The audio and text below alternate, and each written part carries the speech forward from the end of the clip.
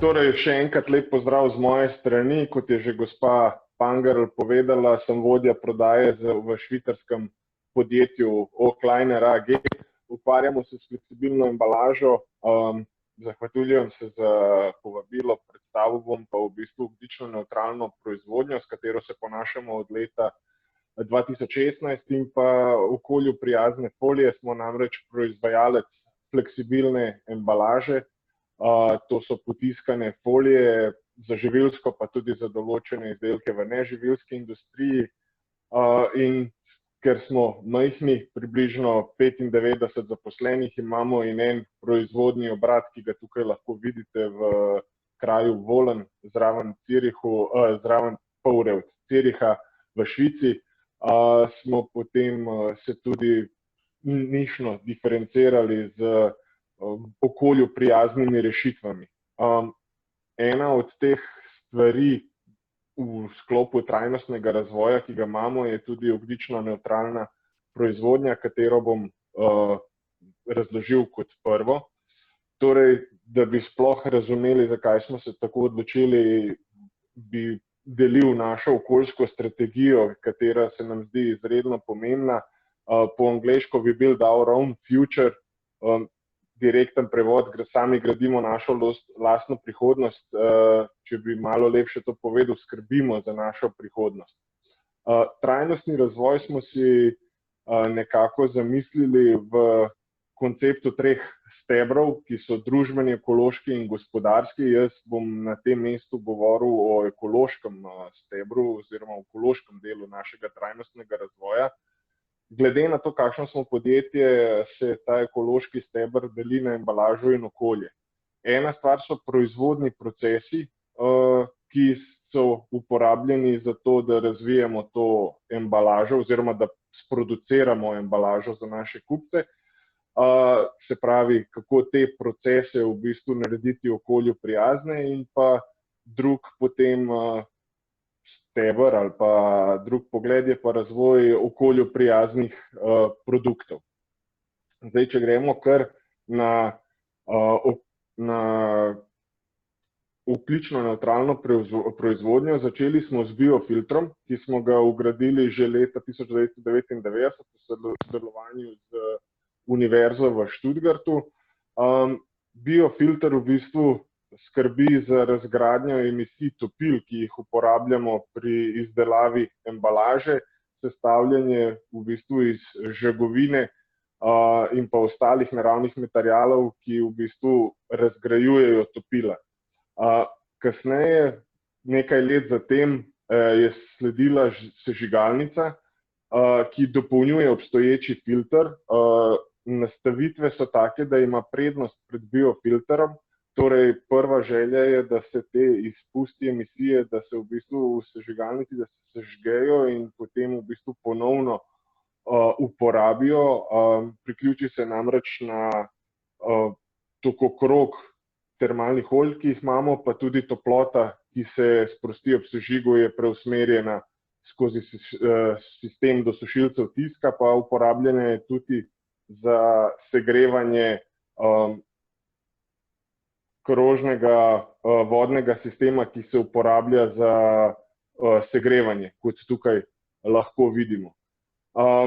Uporabljamo, kot že rečeno, ta krožni zaprti ogrevalno-hladilni sistem, s katerim poskrbimo, da je res optimalno izkoriščena energija za segrevanje, ki jo uporabljamo, da bi bila v bistvu poraba le-te čim manj potratna. Poleg tega smo namestili na proizvodni obrat še sončne celice, ki so tudi v bistvu nek zelen vir energije. Res sicer je, da s temi sončnimi celicami pokrivamo le 2% energije, ki jo potrebujemo, oziroma elektrike, ki jo potrebujemo, ampak je tudi to v bistvu se izkaže za pravilno rešitev oziroma za dobrodošlo rešitev. Rezultat vseh teh akcij, ki smo jih naredili, je bil to, da smo v bistvu porabo energije na tekoči meter proizvodnje znižali za 1/3. Kar se tiče ogljično nevtralne proizvodnje, kot verjetno veste, pri ogljičnem odtisu oziroma CO2 footprintu se vseeno ni možno izogniti popolnoma vsem tem emisijam oziroma vsem tem izpustom, ki nastanejo pri proizvodnji in tako naprej. Mi sodelujemo v bistvu že od 2011 z inštitutom MyClimate, to je švicarski inštitut, ustanovljen strani Univerze v Zürichu. Kot že samo ime pove, gre za v bistvu inštitut, ki se ukvarja z vsemi stvarmi, ki so klimatsko povezane. Ena vodilnih je ta ogljični odtis in kompenzacije predvsem ogljičnega odtisa. Torej, tiste stvari oziroma tisti izpusti, ki se jim ne moremo izogniti v sami proizvodnji, jih potem kompenziramo skozi različne projekte. To so projekti v ponavadi državah tretjega sveta, kot je na primer Gana, Ruanda, Kenija, kjer v bistvu so projekti, ki skrbijo za razvoj in zmanjševanje teh ogljičnih izpustov in potem v bistvu se na ta način kompenzirajo tisti izpusti, ki se v sklopu teh projektov manjšajo, se v bistvu kompenzirajo te izpusti, ki jih mi proizvedemo pri sami produkciji, proizvodnji folij in drugih naših produktov. Torej, od leta 2016 imamo na ta način ogljično nevtralno proizvodnjo. Druga stvar, ki je prav tako ali pa še bolj pomembna, je pa razvoj okolju prijaznih folij. Kot sem že povedal, smo nišni proizvajalec folij, embalaže in v bistvu začeli smo že z letom 2011, namreč takrat smo tudi v sodelovanju z omenjenim inštitutom MyClimate lansirali klimanevtralno embalažo. O tej bom povedal malo več na naslednjih slajdih. Leta 2016, kot rečeno, smo dobili certifikat, da je proizvodnja brez CO2 emisij oziroma so te, kot rečeno, kompenzirane in v bistvu zaradi tega se lahko ponašamo z proizvodnjo z ničelnim ogljičnim odtisom. Svoj razvoj gradimo še naprej. Leta 2017 smo potem razvili in lansirali embalažo Jam Protect. Jam Protect je zaščitena blagovna znamka naša in pod tem sklopom Jam Protect se v bistvu spadajo različne okolju prijazne folije. Ena od teh, kot rečeno, je bila lansirana leta 2017, ponaša se pa z velikim deležem obnovljivih virov. Tukaj je lahko do 85%, odvisno je seveda od sestave folije, od zahteve kupca, kakšno folijo želi, kakšno pregrado želi za svoje izdelke. Posledično je to tudi nižji ogljični odtis take folije. Govorimo pa prvenstveno o bolj zahtevnih folijah, laminatnih sestavljenih folijah, ki zahtevajo tudi pregrado oziroma za produkte, ki zahtevajo bariero, pregrado z zelo visokimi številkami oziroma zahtevami za zaščito samega produkta. Leta 2020, se pravi letos, nekako smo razvili in počasi lansiramo na trg tudi folijo z visoko pregrado, bariero, kot sem že prej omenil, ki pa je nekakšna monorešitev. Kot je gospod Franko že prej povedal, trenutno poznamo mehansko recikliranje in tam se lahko reciklirajo monomateriali. Laminatne sestavljene folije se v tem trenutku še ne dajo oziroma se ne dajo mehansko reciklirati. Zato smo tudi razvili, ker zakonodaja EU gre v tej smeri, da se bo zahtevalo vedno več folij ali pa plastike na splošno, katero jo bo možno reciklirati. Zato smo mi v bistvu razvili monorešitev, bazirano na polietilenu z visoko pregrado, primerno tudi za produkte, ki zahtevajo pač boljšo zaščito, kar se tiče vlage, zraka in ostalih dejavnikov. Kar se tiče neke prihodnosti, spremljamo tudi mi to kemično recikliranje. Kemično recikliranje bo omogočilo, da se tudi sestavljene folije, se pravi laminatne folije, reciklirajo in razgradijo na molekularno raven, kar je, kot je že gospod Franko omenil, pomeni, da se bomo izognili temu downcyclingu, se pravi, da se v bistvu z vsakim recikliranjem zmanjšuje kvaliteta plastike, tako da v bistvu tudi mi čakamo, recimo to, spremljamo kemično recikliranje, razvoj, ampak dokler to ne bo dostopno za široko uporabo, je na voljo mehansko recikliranje in v tej smeri tudi mi iščemo rešitve, ki bodo zadovoljile potrebe kupcev in njihovih produktov, da bodo zaščiteni in pa hkrati, da jih bo možno reciklirati. Zdaj, kar se tiče same fleksibilne embalaže, plastičnih folij, pridemo do treh konceptov in zahtev, ki jih je mogoče malo težje uskladiti.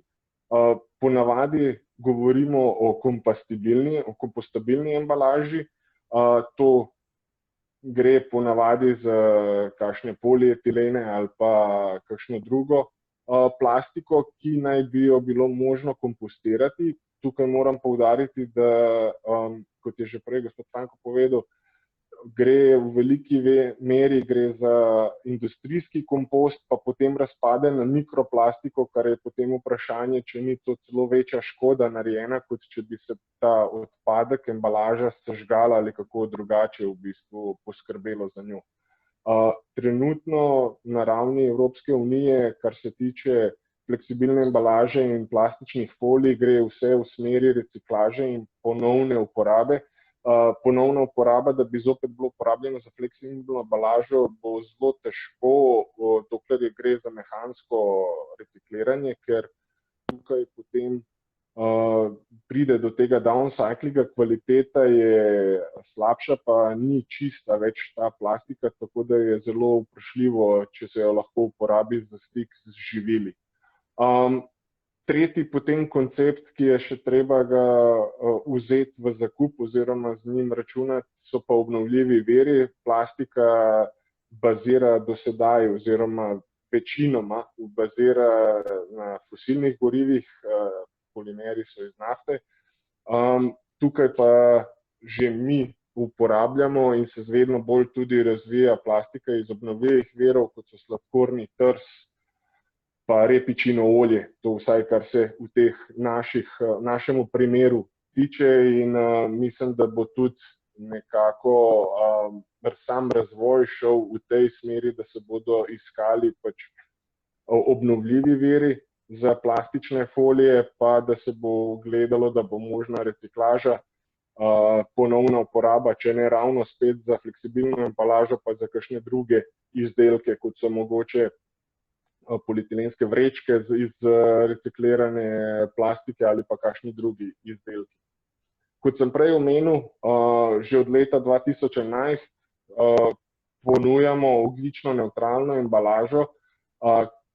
Koncept je podoben kot pri proizvodnji, se pravi neizogibni CO2 izpusti, ogljični odtis, ki nastane pri proizvodnji, so kompenzirani skozi projekte za zaščito podnebja, ki jih upravlja, vodi, financira inštitut MyClimate. Kot lahko vidite na embalaži, potem je tak logotip MyClimate.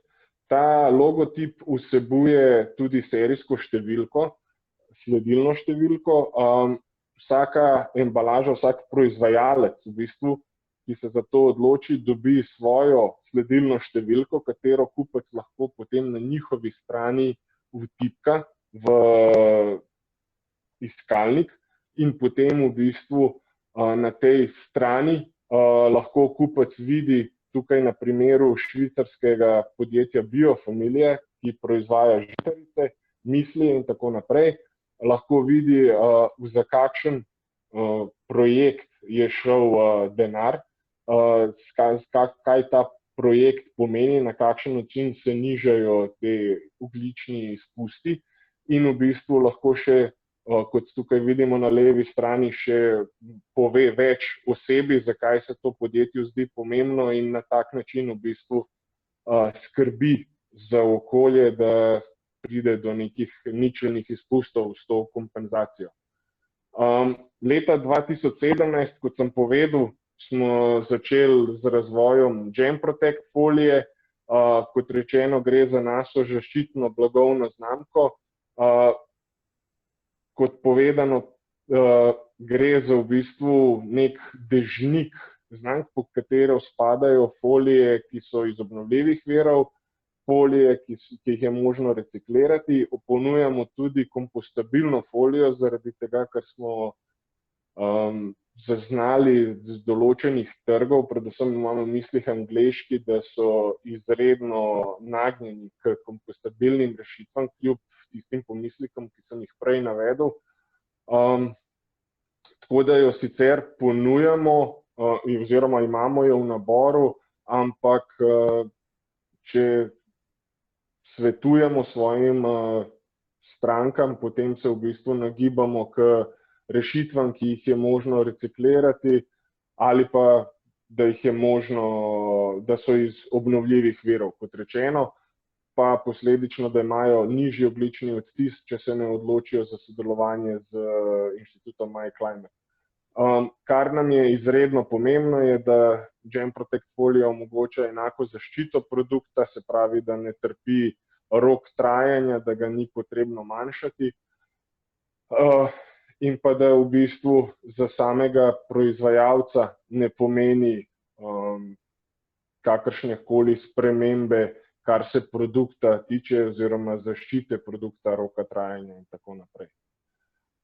Tole je bilo na kratko malo o našem podjetju, o viziji trajnostnega razvoja skozi proizvodnjo in pa skozi te produkte, ki jih razvijamo. Na tem mestu bi zaključil z našim motom, ki mislim, da se ga lahko tudi vsi skupaj držimo, nekako skrbimo za našo prihodnost.